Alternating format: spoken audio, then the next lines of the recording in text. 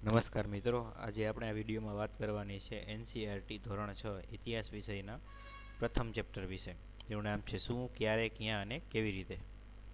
સૌપ્રથમ તો તીસીઓની સમજ. આપણે સૌ જાણીએ છીએ કે વર્ષની શરૂઆત ક્યારે થઈ. ક્રિશ્ચન ધર્મના પૈગંબર ઈસા અલૈહિસ્સલામના જન્મથી વર્ષની શરૂઆત થઈ. એટલે કે વર્ષ 2000 કહીએ તો ઈસા અલૈહિસ્સલામના જન્મ પછીનું 2000મું વર્ષ. ઈસા અલૈહિસ્સલામના જન્મ પહેલાંના સમયગાળા દર્શાવવા માટે આપણે સામાન્ય રીતે બીસીનો ઉપયોગ કરીએ છીએ. એટલે કે ઈસા અલૈહિસ્સલામના જન્મના 100 વર્ષ પહેલાંની વાત કરવી હોય તો 100 બીસી એવું લખીએ છીએ. અને ઈસા અલૈહિસ્સલામના જન્મ પછીના વર્ષોની ચર્ચા કરવા માટે એડીનો ઉપયોગ કરીએ છીએ. એડી એટલે કે એનો ડોમની, જે લેટિન શબ્દો છે, જેનો અર્થ થાય છે ઈસા અલૈહિસ્સલામના જન્મ પછીના વર્ષો. સામાન્ય રીતે લોકોને બીસીનો અર્થ ખબર હોય છે, પણ એડીના અર્થથી અજાણ હોય છે. આવી જ રીતે અન્ય શબ્દો જેવા કે સીઈ એટલે કે કોમન એરા, બીસી એટલે કે બિફોર કોમન એરા અને બીપી એટલે કે બિફોર પાસ્ટ. આ પ્રકરણમાં અતીત વિશે જાણકારી ક્યાંથી મળે, કેવી રીતે મળે અને અતીત વિશે શું શું જાણી શકાય તેની માહિતી આપવામાં આવી છે. અતીત વિશે લોકો શું ખાતા, કેવા કપડાં પહેરતા, કેવા ઘરોમાં રહેતા, અલગ અલગ સમૂહો હતા લોકોના, શિકારી, પશુપાલકો, શાસકો, પુરોહિત, વૈજ્ઞાનિકો ના જીવન વિશેની માહિતી આપણને મળે છે. બાળકો કેવી રમતો રમતા, વાર્તાઓ, નાટકો, ગીતો વગેરેની માહિતી પણ મેળવી શકાય. આ પ્રકરણમાં વાત કરવામાં આવી છે કે આરંભિક માનવીઓના રહેવાના સંકેતો ક્યાં ક્યાંથી મળ્યા છે. સૌપ્રથમ નર્મદા નદી અને તેની આજુબાજુનો વિસ્તાર. તમે જોઈ શકો છો કે વિંધ્ય અને સતપુડાની વચ્ચે ફાટખીણમાં વહેતી નર્મદા નદી. આ આજુબાજુના વિસ્તારમાં હજારો વર્ષો પહેલાં માનવ વસવાટના અવશેષો મળ્યા હતા. અને આ લોકો ખેતી અને વસવાટથી અજાણ પોતાના ભોજન માટેની વ્યવસ્થા આજુબાજુની જંગલ સંપત્તિઓમાંથી પ્રાકૃતિક રીતે ઉગતા અનાજ અને શિકાર કરીને ભોજનની વ્યવસ્થા કરતા હતા. સૌપ્રથમ ખેતીની શરૂઆત સુલેમાન અને કિથર પહાડીના વિસ્તારમાં થઈ. સુલેમાન અને કિથર પહાડીનો વિસ્તાર અહીંયા જોઈ શકો છો કે પાકિસ્તાન અને અફઘાનિસ્તાનના વચ્ચેના પ્રદેશમાં આવે છે. 8000 વર્ષ પહેલાં ઘઉં અને જવની ખેતી સૌપ્રથમ આ વિસ્તારમાં થઈ હતી. અને આ વિસ્તારના લોકોએ જ ઘેટા, બકરા, ગાય, બળદ જેવા પશુઓને પાલતુ બનાવવાનું શરૂ કર્યું. આ લોકો સામાન્ય લોકોમાંથી કૃષકો કેવી રીતના બન્યા અને પશુપાલકો કેવી રીતના બન્યા તેને ઉલ્લેખ ડીપમાં આગળના પ્રકરણોમાં કરવામાં આવ્યો છે. અન્ય જગ્યા મેઘાલયમાં આવેલી ગારો હિલ્સ, ત્યાં પણ ખેતીના, કૃષિના વિકાસના અવશેષો મળ્યા છે. અને વિંધ્ય પહાડીના ઉત્તરના ભાગમાં સૌપ્રથમ ચોખાની ખેતી, સૌપ્રથમ ચોખા ઉગાડવામાં આવ્યાના સંકેતો મળ્યા છે. એટલે કે કૃષિનો વિકાસ આ 3 જગ્યાએ થયો. અહીંયા સૌપ્રથમ સુલેમાન અને કિથર પહાડીના વિસ્તારમાં સૌપ્રથમ ઘઉં અને જવ ઉગાડવામાં આવ્યા અને પશુઓને પાલતુ બનાવવાની શરૂઆત થઈ. અને વિંધ્ય પહાડીના ઉત્તરના વિસ્તારમાં સૌપ્રથમ ચોખાની ખેતીની શરૂઆત થઈ. સિંધુ નદી અને ગંગા નદી. ભારતની મહત્વની એવી સિંધુ અને ગંગા નદી. લગભગ 4700 વર્ષ પહેલાં સિંધુ નદીના કિનારે આરંભિક નગરોનો વિકાસ થયો હતો. વ્યવસ્થિત કહી શકાય એવા નગરો અને વ્યવસ્થિત વિકાસ પામી કહી શકાય એવી સંસ્કૃતિ, એટલે સિંધુ ખીણની સંસ્કૃતિના શરૂઆત લગભગ 4700 વર્ષ પહેલાં સિંધુ નદીના કિનારે થઈ હતી. અને આ જ રીતે ગંગા અને સોણ, તેની સહાયક નદી સોણના કિનારે માનવ વસવાટ અને આરંભિક નગરોનો વિકાસ લગભગ 2500 વર્ષ પહેલાં શરૂ થયો હતો. ગંગા નદીની દક્ષિણમાં, એટલે કે હાલ આધુનિક બિહારમાં આવેલું એક મગધ રાજ્ય, એટલે કે મૌર્ય સામ્રાજ્યની રાજધાની. આ પ્રકરણમાં ઉપમહાદ્વીપનો ઉલ્લેખ આવે છે, તો સમજી લે કે ઉપમહાદ્વીપ કોને કહેવાય. આ આપણો દેશ ભારત, અહીંયા પાકિસ્તાન, અફઘાનિસ્તાન, ચીન, મ્યાનમાર, બાંગ્લાદેશ, શ્રીલંકા, આ તમામ વિસ્તાર એશિયા ખંડની દક્ષિણમાં આવેલો છે. એટલે કે દક્ષિણ એશિયાનો વિસ્તાર છે. આ એક મહાદ્વીપથી નાનો એવો વિસ્તાર, અનેક પર્વતમાળાઓ, હિમાલય જેવી પર્વતમાળાઓ, આરાકાની પર્વતમાળા અહીંયા છે, અહીંયા થરનું રણ, સમુદ્રો વગેરેથી એકબીજાથી અલગ વિસ્તારો થઈ જાય છે. એટલે તેને ઉપમહાદ્વીપની સંજ્ઞા આપવામાં આવેલી છે. એટલે હવે આગળના પ્રકરણોમાં જ્યાં જ્યાં ઉપમહાદ્વીપનો ઉલ્લેખ આવે એટલે ભારતીય વિસ્તાર અને તેની આજુબાજુના વિસ્તારો સમજવા. આ ઉપમહાદ્વીપના લોકો પહાડ, રણ, નદી, સમુદ્ર ઓળંગીને ઉપમહાદ્વીપના એક ભાગથી બીજા ભાગમાં યાત્રાઓ કરતા હતા. તો આ યાત્રાઓનું કારણ શું હતું? સૌપ્રથમ કામની તલાશ માટે. લોકો કામ, રોજગારીની તલાશ માટે એક જગ્યાએથી બીજી જગ્યાએ યાત્રા કરતા હતા. બીજું કારણ પ્રાકૃતિક આપદાઓ, નદીઓના પૂર, દુષ્કાળ વગેરે જેવી પ્રાકૃતિક આપદાઓ, ભૂકંપ જેવી આપદાઓના લીધે લોકોને સ્થળાંતર કહેવાની ફરજ પડતી. અન્ય કારણ સેના અને તેના ક્ષેત્રો, સેના અન્ય ક્ષેત્રો પર વિજય મેળવવા માટે, એટલે કે રાજાઓ અન્ય ક્ષેત્રો પર વિજય મેળવવા માટે પોતાની સેનાઓને દૂર દૂર સુધી મોકલતા. જેમ કે સિકંદરે વિશ્વ જીતવા માટે તેની સેના અન્ય ક્ષેત્રોમાં મોકલી. તથા વેપારીઓ મૂલ્યવાન વસ્તુ વેચવા ખરીદવા માટે યાત્રા કરતા હતા. ભારતના મરી મસાલાઓ પ્રખ્યાત હતા, એટલે કે ભારતે વેપારીઓ આ મરી મસાલો લઈને અરબ દેશોમાં યાત્રાઓ કરતા, જ્યાં તેની વધારે માંગ હતી. તે પણ એક અગત્યનું યાત્રાનું કારણ હતું. ધાર્મિક ગુરુઓ તેના ધર્મના પ્રચાર માટે, આપણે જાણીએ છીએ કે બૌદ્ધ ધર્મનો પ્રચાર થયો તો અશોક જેવા રાજાઓએ પોતા ભારતની આજુબાજુના પ્રદેશોમાં બૌદ્ધ ધર્મના પ્રચાર માટે ધર્મ પ્રચારકો મોકલ્યા હતા. તો પણ આ એક યાત્રા કરવાનું કારણ હતું. અમુક લોકો નવા સ્થાનની શોધ કરવા માટે યાત્રા કરતા હતા, જેમ કે વાસ્કો ગામા, જેને ભારત આવવાનો દરિયાઈ માર્ગ શોધી કાઢ્યો હતો. તો લોકોની આ યાત્રા કરવાથી શું અસરો થઈ? નવા વિચારોની આપ-લે થઈ. લોકો ભારતીય ક્ષેત્રના લોકો બહાર ગયા, અન્ય ક્ષેત્રના લોકો ભારતીય મહાદ્વીપમાં આવ્યા, તેથી તેની સંસ્કૃતિની સારી સારી વાતો અપનાવતા થયા. એટલે લોકોના આવાગમનથી આપણી સંસ્કૃતિ સમૃદ્ધ બની. પથ્થર કોતરવાની કળા, સંગીત રચવાની, સાહિત્ય રચવાની કળા, ભોજનની ટેવો વગેરે ઘણા વર્ષો સુધી લોકો એકબીજાના વિચારો અપનાવતા રહ્યા. આપણે જોઈએ છીએ મથુરામાંથી મળેલી મૂર્તિઓ, આંધ્રપ્રદેશના વિસ્તારોમાંથી મળેલી મૂર્તિઓમાં અલગ અલગ સામ્યતાઓ જોવા મળે છે. આથી લોકો ઘણા વર્ષો સુધી આ બધી કળાઓના વિચારોની આપ-લે કરતા રહ્યા અને આપણી સંસ્કૃતિ સમૃદ્ધ બની. આપણા દેશનું નામ ઇન્ડિયા અને ભારત કેવી રીતના પડ્યું?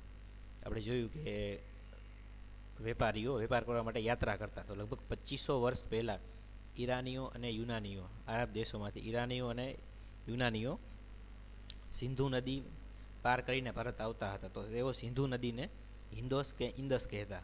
આપણે સિંધુ નદી કહીએ છીએ તો એ સંસ્કૃતમાં તેનું નામ સિંધુ છે. ઇન્ડસને સંસ્કૃતમાં સિંધુ કહેવાય. અને ઈરાની અને યુનાનીઓ તેને હિન્દોસ અથવા તો ઇન્દોસ કહેતા હતા. અને આ નદી એટલે કે સિંધુ નદીના પૂર્વમાં આવેલું ક્ષેત્ર એટલે કે આપણું ભારત દેશ, આ ક્ષેત્રને તેઓ ઇન્ડિયા તરીકે ઓળખતા થયા. એટલે કે ઇન્ડસ ઉપરથી ઇન્ડિયા નામ આવ્યું. ને ભારત તો ઋગ્વેદની અંદર એક ઉત્તર પશ્ચિમમાં રહેતા લોકોના સમૂહ માટે ભરત શબ્દનો ઉલ્લેખ થયો હતો. તો પછી આગળ જતાં ભરત શબ્દ પ્રચલિત થઈને તમામ પૂરા ભારતીય ઉપમહાદ્વીપ માટે વપરાવા લાગ્યો અને દેશનું નામ ભારત પડી ગયું. આપણે જોયું કે અતીત વિશેની માહિતી મેળવી શકાય. તો અતીત વિશેની જાણકારી કેવી રીતે મેળવી શકાય? તો તેનો અગત્યનો સ્ત્રોત પુસ્તકો. તો પુસ્તકોને શોધવા અને તેને વાંચવા. આ પુસ્તકો ક્યાંથી મળે, કેવી રીતના તેને વાંચવા, કઈ ભાષાનો ઉપયોગ થયો, તેના વિષયો શું હતા, તે વિશેની માહિતી મેળવીશું. તો આ પુસ્તકો હાથેથી લખાયેલા હોવાથી તેને પાંડુલિપિ કહે છે. પાંડુલિપિ એટલે કે જે પુસ્તકો હાથેથી લખાયેલા હોય તેને પાંડુલિપિ કહે છે. લગભગ 1000 વર્ષ પહેલાં પાંડુલિપિની લખવાની શરૂઆત થઈ હતી. એટલે કે આવું એક તાડપત્ર હોય, તાડપત્ર અથવા તો હિમાલય ક્ષેત્રમાં એક ભુર્જ નામનું વૃક્ષ ઉગતું હતું. તો એ વૃક્ષની છાલમાંથી પત્રો બનાવતા, ભોજપત્ર. એ પત્રો ઉપર, તાડપત્ર અને ભોજપત્ર ઉપર જે હાથેથી લખવામાં આવતી પાંડુલિપિ, અને આ પત્રોના અલગ અલગ હિસ્સાને એક સાથે બાંધીને પુસ્તકની રચના કરવામાં આવતી. અંગ્રેજીમાં પાંડુલિપિ એટલે કે મેન્યુસ્ક્રિપ્ટ, હાથેથી લખાયેલું. તો આ પાંડુલિપિમાં મોટા ભાગે મહાકાવ્યો, કાવ્યો, નાટકો વગેરે લખાયેલા જોવા મળે છે. અને આ પાંડુલિપિઓ મોટા ભાગે મંદિરો અને વિહારોમાંથી મળી આવી છે. ઘણી બધી પાંડુલિપિઓ નાશ પણ પામી હશે, કેમ કે તાડપત્ર અને વૃક્ષની છાલમાંથી બનેલી હોવાથી જમીનમાં દટાયા પછી સડી પણ ગઈ હોય અને કીડા મકોડા દ્વારા તેનો નાશ પણ થઈ ગયો હોય. તો મંદિરો અને વિહારોમાંથી મળવાનું કારણ શું? તો કે મોટે ભાગે તેમાં મહાકાવ્યો એટલે કે ધાર્મિક માન્યતાઓ અને વ્યવહારોની વાત થઈ હતી. તો ધાર્મિક માન્યતા અને વ્યવહારો મોટાભાગે ઋષિમુનિઓના આશ્રમ, મંદિરોમાં એ વિહારોમાં લખાતા હતા. એટલે કે મંદિરો અને વિહારોમાંથી મળી છે અને તેના વિષય, તેમાં કઈ બાબતોનું વર્ણન કરવામાં આવ્યું હતું. તો ધાર્મિક માન્યતાઓ અને વ્યવહારો આપણે જોયું કે મહાભારત જેવું મહાકાવ્ય, ગીતા વગેરે મહાકાવ્યો પાંડુલિપિમાં જ લખાયેલા હતા. તેમાં ધર્મના આચરણ વિશેની વાતો કરવામાં આવી હતી. અન્ય રાજાઓના જીવન વિશે માહિતી મળે છે. રાજાઓ પોતાના દરબારમાં રાજકવિઓ રાખતા અને આ કવિઓ રાજાના શાનમાં કાવ્યો રચતા અને આ કાવ્યોમાં તેની વાહવાહી કરવામાં આવી, એટલે રાજાઓના જીવનનું વિવરણ પણ તેમાંથી જાણી શકાય છે. ઔષધિ અને વિજ્ઞાન પણ અમુક સંદેશાઓ તેમાંથી મળે છે. આ પાંડુલિપિમાં કઈ ભાષાઓનો ઉપયોગ થયો હતો? તો ભાષા સંસ્કૃત, પ્રાકૃત અને તમિલ. ઉત્તર ભારતના ક્ષેત્રમાં જોઈએ તો સંસ્કૃત અને પ્રાકૃત ભાષાઓ સ્થાનિક રીતે વપરાતી હતી અને દક્ષિણ ભારતમાં તમિલ ભાષા પ્રચલિત હતી. આ ત્રણેય ભાષાઓમાં પાંડુલિપિના અવશેષો મળી આવ્યા છે. અતિ જાણવાનો મહત્વનો એવો અન્ય સ્ત્રોત એટલે અભિલેખો. અભિલેખો એટલે કે પથ્થર કે ધાતુ જેવી કઠોર જગ્યા પર કોતરાવી કરાવી. તો આ સંદેશો કોતરાવવાનું કારણ શું હતું? પેલું તો કે આ પથ્થરો, મોટી શિલાઓ પર કોતરાવેલા સંદેશો ઘણા વર્ષો સુધી, ઘણા સમય સુધી એવા ને એવા રહેતા અને લોકો તેને વાંચી શકે તે માટે રાજાઓ એટલે શાસકો દ્વારા તેને કોતરાવવામાં આવતા. શાસકો દ્વારા કોતરાવવાનો ઉદ્દેશ શું હતો તેમનો?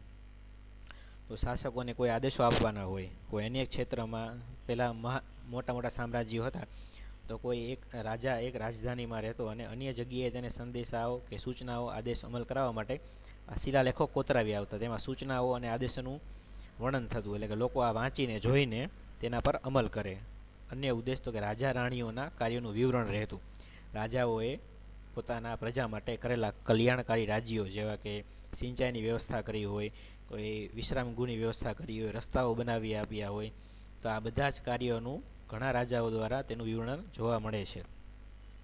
લડાઈ કે વિજયની ગાથા ઘણા રાજાઓ દ્વારા તેને અર્જિત કરેલા વિસ્તારો એટલે કે જીતેલા વિસ્તારો અને તેને કરેલી લડાઈઓ વિશેની માહિતી પણ મેળવી શકાય છે. આપણે જૂનાગઢ વિસ્તારમાંથી આવા રાજાઓના શિલાલેખો મળી આવે છે. અશોક, રુદ્રદમન જેવા રાજાઓના શિલાલેખો મળી આવે છે. અહીંયા ચિત્રમાં દર્શાવેલો શિલાલેખ અશોક દ્વારા કોતરવામાં આવેલો હતો, જે અફઘાનિસ્તાન વિસ્તારમાંથી મળી આવેલો છે. તેમાં યુનાની અને અરામાઇક લિપિનો ઉપયોગ થયેલો છે. અતીત જાણવાના અન્ય સ્ત્રોતો પણ ઘણા છે, પણ આ બધા સ્ત્રોતો એવા છે કે જેમાંથી ફક્ત અનુમાન લગાવી શકાય, ચોક્કસ માહિતી ન મળે. પરંતુ પુરાતત્વવિદો ઘણી બધી ડીપ સ્ટડી કરીને ઘણા સાચા રિઝલ્ટો અને ઘણા સાચા અનુમાનો લગાવતા હોય છે. માટી કે ઈંટથી બનેલી ઇમારતોના અવશેષો, ઈંટના અવશેષો મળે છે. ચિત્રો અને મૂર્તિઓના અવશેષો, ઓજાર, હથિયાર, વાસણો, પકવેલી માટી, ધાતુના સિક્કા, હાડકાં, સળગેલા લાકડા કે સળગેલા અનાજના દાણાના અવશેષો મળે છે.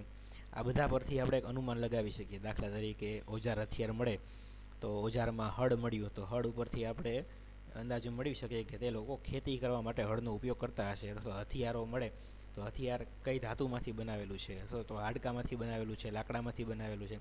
ધાતુનો ઉપયોગ થયો હોય તો કઈ ધાતુ, અને એના પરથી એ સમયે લોકો આ ધાતુથી જાણકાર હતા એવું અનુમાન લગાવી શકાય. ધાતુના સિક્કા મળ્યા છે એટલે ધાતુના સિક્કાનો ઉપયોગ વેપાર વિનિમયમાં થતો હશે એવું અનુમાન લગાવી શકાય.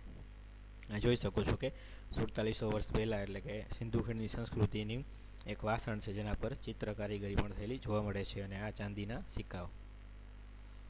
હવે આ સમયના લોકોના જીવનમાં ભિન્નતાઓ હતી. લોકોનું જીવન એક સરખું ન હતું. અલગ અલગ વર્ગોના લોકો હતા, જેમ કે રાજા રાણીઓ અને તેનું જીવન, પશુપાલકો, કૃષકો તેનું જીવન, વેપારીઓ અને શિલ્પકારો, આ તમામ વર્ગોનું જીવન એકબીજાઓથી ભિન્ન હતું.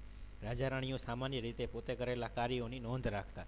આપણે જોયું કે રાજા પોતાના દરબારીઓમાં કવિઓ દ્વારા તેમના કાવ્યો રચવામાં આવતા, પાંડુલિપિઓ પર કે શિલાલેખો કોતરાવવામાં આવતા. આ રીતે રાજા રાણીઓ પોતાના કાર્યોનું વિવરણ રાખતા અને પશુપાલકો, કૃષકો, વેપારી જેવા સામાન્ય લોકોને આવી જરૂર ન હતી, તેથી તેઓ પોતાના કાર્યની નોંધ રાખતા ન હતા. અને દેશના અલગ અલગ ભાગોમાં અલગ અલગ રિવાજોનું અને અલગ અલગ વ્યવહારોનું પાલન થતું હતું. અલગ અલગ દેશના અલગ અલગ ભાગોમાં અલગ અલગ રીતે વિકાસ પ્રક્રિયા થઈ અને અલગ અલગ ક્ષેત્રના લોકોમાં અલગ અલગ ભોજનમાં ભિન્નતા, અલગ વ્યવહારોમાં ભિન્નતા જોવા મળે છે. દાખલા તરીકે અંદમાન અને શહેરી ક્ષેત્રોમાં, એટલે કે ઉત્તર ભારતના નગરીય વિસ્તારોમાં રહેતા લોકોમાં ખોરાકનો તફાવત જોવા મળે છે. જેમ કે શહેરોમાં રહેતા લોકો ખેતી કરતા અને પકવીને અનાજ ખાતા શીખી ગયા હતા, જ્યારે અંદમાનના લોકો લાંબા ગાળા સમય સુધી પ્રાકૃતિક રીતે ઉગતી વનસ્પતિઓ, ફળ, ફૂલ અને શિકાર પર જ નભતા હતા. હવે ભારતીય ઉપમહાદ્વીપ ઉપર જ્યારે આ બધી વિકાસની પ્રક્રિયાઓ થતી હતી, આરંભિક નગરોની રચના થતી હતી, ત્યારે અન્ય વિશ્વમાં પરિસ્થિતિ શું હતી? આફ્રિકા ખંડની ઉત્તરમાં આવેલો દેશ એક મિસ્ર, જ્યાંથી આ સમયગાળાને લગતા કારતૂસો મળી આવે છે, એટલે કે આવી લિપિ મળી આવી છે, યુનાની અને મિસ્રી લિપિ. તો મિસ્રના શાસકો જ્યારે અવસાન પામે ત્યારે તેને એક તાબૂતમાં સુવડાવીને દફન કરી દેવામાં આવતા, અને તાબૂત ઉપર એક ફ્રેમ લગાડવામાં આવતી, અને ફ્રેમની અંદર આવા ચિત્રો મળી આવ્યા છે, જેને કારતૂસ કહેવામાં આવે છે. અને ઇતિહાસમાં યુનાની અને મિસ્રી વિદ્વાનો દ્વારા આ લિપિને ઉકેલવાનો પ્રયત્ન થયો હતો. અમુક આકારોથી તેઓ પરિચિત હતા, અને અમુક આકારોને ધ્વનિ અને અન્ય રીતોથી તેને ઉકેલી કાઢીને આ સંદેશાઓને ઉકેલી કાઢ્યો છે. અહીંયા તમે જોઈ શકો છો કે આ બંને કારતૂસમાં અહીંયા રાજાનું નામ લખેલું છે, પટોલીમસ, અને આ ક્લિયોપેટ્રા રાણીનું નામ છે. આપણે જોયું કે ખેતીનો વિકાસ થયો, લોકો કેવી રીતના કૃષક બન્યા, કેવી રીતના પશુપાલક બન્યા, તે વિશેની માહિતી અગાઉના ચેપ્ટરમાં છે. તો આ બધી માહિતી મેળવવા અને અગાઉના ચેપ્ટરના વિડીયો જોવા માટે ચેનલને સબસ્ક્રાઈબ કરો અને નોટિફિકેશન આઇકન પર ક્લિક કરો, જેથી તમને દરેક વિડીયોની નોટિફિકેશન મળતી રહે.